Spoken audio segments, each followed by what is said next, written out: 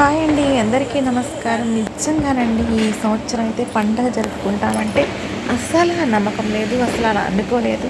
కానీ దేవుని దయ వలన ఈ దీపాల వెలుగులాగా మా యొక్క ఈ దీపావళి రోజు మాకు వెలుగుందండి. అందుకు మేము చాలా హ్యాపీ ఫీల్ అయ్యి అప్పటికప్పుడు మార్కెట్కి వెళ్ళి అది మందు సామాను తెచ్చుకొని ఈ విధంగా అరేంజ్ చేసుకొని మా అమ్మతో మా నాన్నతో మరి సంతోషంగా పండుగ జరుపుకున్నామండి.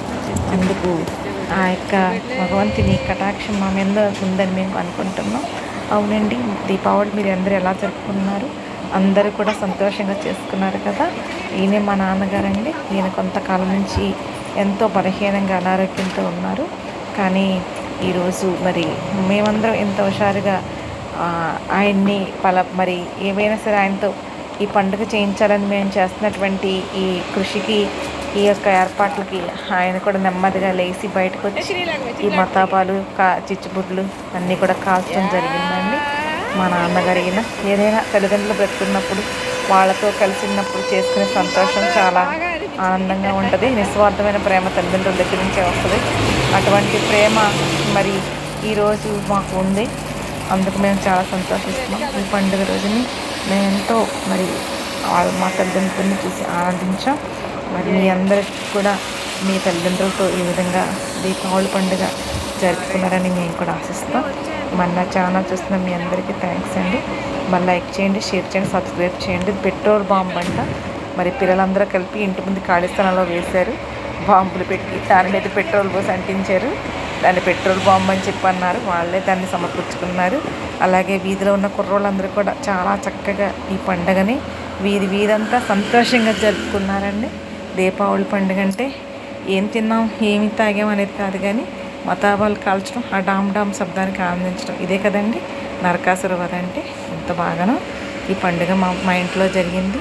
మీ ఇంట్లో కూడా చేసుకున్నారనుకుంటున్నాం. ఉదయమే చక్కగా గారెలు వండుకున్నాం, బూరెలు వండుకున్నాం, పూజలు చేసాం. పండగ అంతా అయిపోయింది. మతాపాల సమానం తెచ్చుకొని ఆరబెట్టాం. దీపాల్లోకి ఉత్తుల్లోనికి నూనె వేసాం. ఇంట్లో లక్ష్మీ పూజలు కొన్ని పూజలు అయిపోయిన తర్వాత ఈ విధంగా పండగని ఆనందించాం అన్నమాట. మరి మీ అందరూ కూడా అంత బాగా పండుగ చేసుకున్నారని నమ్ముతున్నాం.